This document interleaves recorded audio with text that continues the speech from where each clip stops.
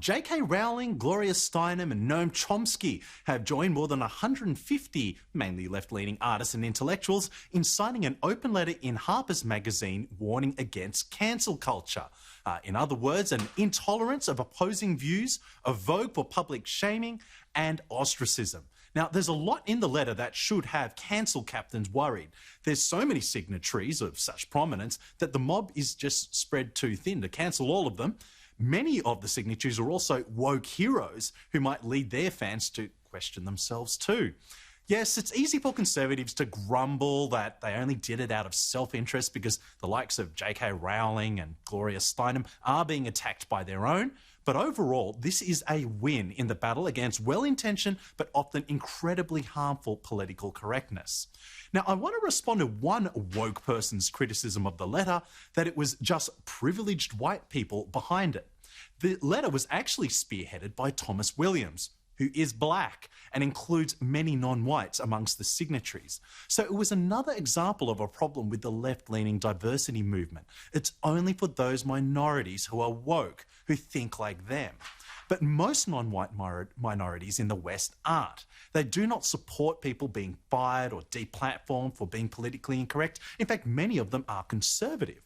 Yet many conservatives buy the woke minority myth and they couple it with their own misconceptions to think minorities are all anti-Australian and athletes in the victimhood Olympics. Now, those conservative migrants need to do their part too. They need to connect, get media trained and get into politics.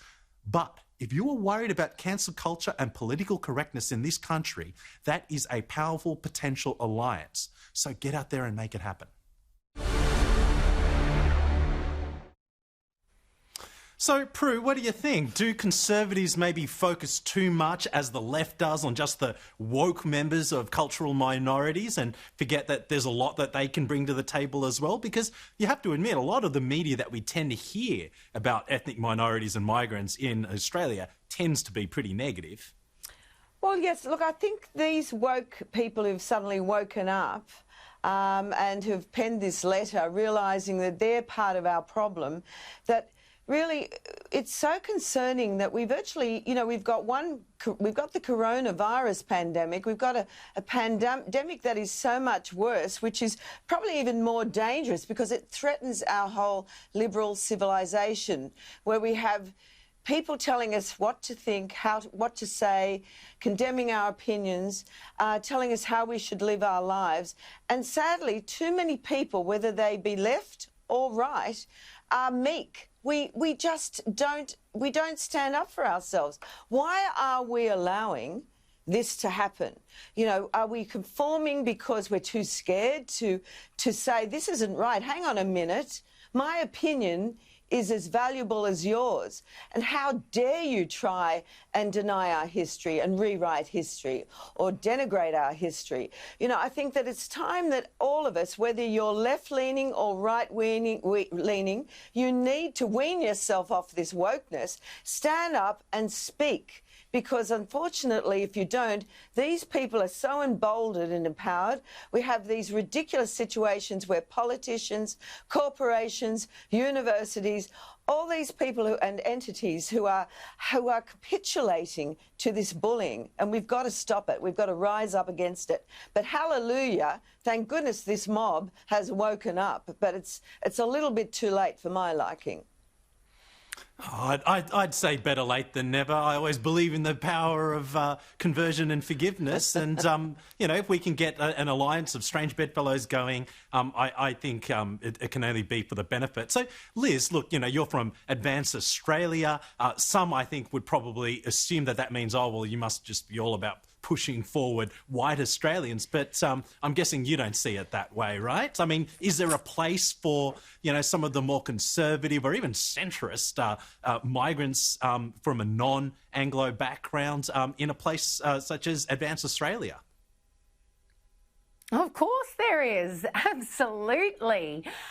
We exclude no one here, as you can see in our brilliant country, full of all races, creeds, ethnicities, you name it. Ky, I really loved your end there, where you're telling people, look, no matter who you are, if you're concerned about political correctness, if you're concerned about identity politics, get out there, get amongst it. In a massive way, that is the crux of Advance Australia. Trying to embolden mainstream Australians, who are mainly known as the silent Australians that just rock up at the ballot box every 3 years. But because the left have become so militant, doing that every 3 years has become not enough. They're making great leaps and bounds, which is exactly what we're seeing with this cancel culture. It's one thing, as Prue has just said, to stop being afraid and we need to start speaking up, and I 100% agree with that. But the reason why people aren't, the reason why they are remaining the quiet Australians, is because cancel culture is very real. People are losing their jobs, they are losing friends, they are even becoming estranged with family members. The other day, I'm new to Brisbane, so I'm meeting people to see, you know, different rental agreements and that kind of thing on the cards, and I have been cancelled. People Google you and say, like hell, are you living in my house? No exaggeration. So this is a very real culture. This is a very real thing that people are up against. So it's one thing for us to encourage them, as I do. I say, guys, we are the majority here in Australia. There are way more mainstream Australians than there are radical lefties. This ends when we say so. But what the left has done, and it is a stroke of genius in cancel culture, is to muzzle the mighty majority, because there is a price to be paid for speaking up, and they don't want to pay it. And it's absolutely true. There are some people that try to pretend that cancel culture doesn't actually exist, that if you say something, you should be ready for criticism. I think we're all open to criticism, but actually getting, being fired or being excluded, as you said, from a lease, that's when people are just taking things way too far. Michael, 2GB, what do you tend to hear back? Because there is this perception, I think, from many, for example, say migrants, just going back to my point before, that a lot of the media coverage from AM ban tends to focus on the negatives of the minorities that come to this country. Do you think that's a fair criticism and concern? No, I don't think it's a fair criticism. I think if there's negativity in the focus on minority groups, there's negativity on the focus of Anglo groups as well. I mean, people find it easier talking about things that they disagree with than that which they agree. But if you take talk radio, for example, why would you get on the phone to say, I like something? I mean, there's not much point to it. But if you want to get some change happening because you don't like something, well, that's where I think radio can be a powerful avenue. So that's probably that bit. But look, I would disagree slightly, only slightly, with what Liz said. I'm not sure that the left have been very effective in muzzling the right. I think, generally speaking, conservatives are conservative by nature in every aspect. And that is, I suppose the quiet Australians is a very apt term. They just go about, do their thing, go to work, raise a family, whatever they do. They don't tend to kick up too much of a fuss because they're not, by definition, radical. And I think it's always been that way. The concern now, though, is for me, not so much cancel culture. I mean, they can go jump for all I care. The concern is you see a lot of these unelected sort of quasi-government bodies, particularly these commissions that we now have everywhere, and the commissioners, all paid about $300,000 a year, half the time looking for trouble to justify their salary. And, I think, particularly with the race discrimination commissioner role, there has been, I think, well, I would argue, overreach in really what they should all be about. And that has stifled free speech, certainly in the media, and certainly when it comes to things like cartooning, for example. I mean, people very, very cautious now to put pen to paper one way or another, lest that there's a complaint or complaints are almost solicited for, and a case comes against you. And, a lot of the time then, this brings me to the next point, which is that businesses find and I can understand this, although I don't agree with it, they find it easy to say, oh, well, look, we'll just flick Bob, rather than defend Bob's right under what Australians would consider rights and values. And, yeah, you know, as Churchill said, appeasement is feeding the alligator, hoping he's going to eat you last. That's right. That's right. And, you know, I mean, you've got to look at the corporate world here as well. I mean, how many of them are willing to put their name on the line and a bit of money to protect an employee who might have, you know, come a cropper on Twitter? Well, I would argue very few.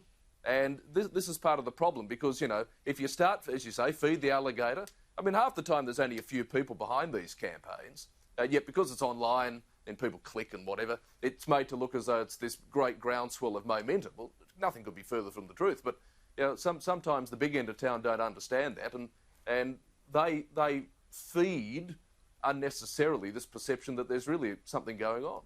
Well, yeah. Michael, I couldn't agree more. You know, I'm a victim of all of this. You know, I'm currently going through something at the moment where, you know, my opinion has been attacked, and you know, I just feel under siege. But I also believe it's my duty to call out wrongs. And, you know, I think we all have to be brave. This is a revolution we're really sort of staging here, where truths have to be spoken. And we shouldn't be, you know, forced to shut our mouths and be silent because, you know, bullies have come out, bullies who are empowered by these ridiculous quasi-government entities, as you've been saying, and who really just feel that they can speak loudly and use the law as a weapon against us to shut us down. And that is a very dangerous thing. I mean, just before we finish, I have to say, though, Chin Tan, who's the current Race Discrimination Commissioner, I've spoken to him, and I think that he has a much more conciliatory approach to this issue. In fact, I bet he and many others would probably love to maybe even see that position renamed rather than Race Discrimination Commissioner, which suggests it's someone who's going after heads on sticks. You know, it's something along the lines of, you know, something that reflects cohesion and harmony instead, and reflects that we're all in this together. Hallelujah. Yeah, I think that's well said. Well said.